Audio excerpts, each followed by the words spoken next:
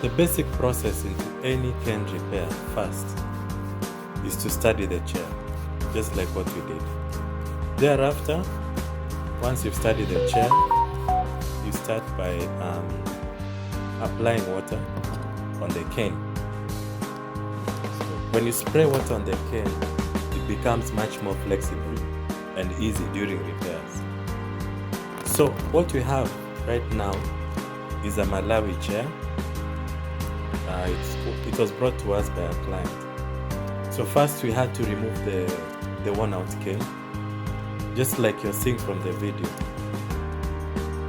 So once we removed the worn out cane, we had to cut pieces of cane and starch inside the hole.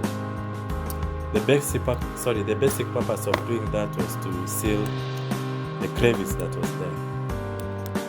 It is always very important during repairs and fixtures.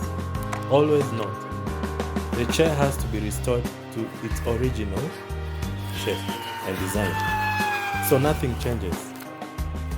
All the materials used have to be of the same quality, even, and of the same value. That is what repairs and fixtures basically means.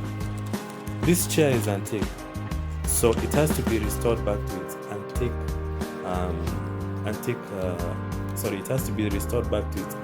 form and shape. So we managed to bind the cane with the same material, as you can see what we are doing there right now.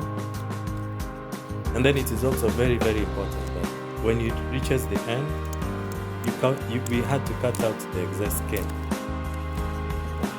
And then we do something called Rattan knotting.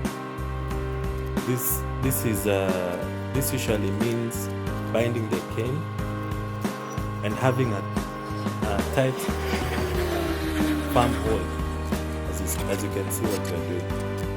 There are different designs of cane knotting, so this is one of them. Simple design. We truly appreciate the engagement. Like and share.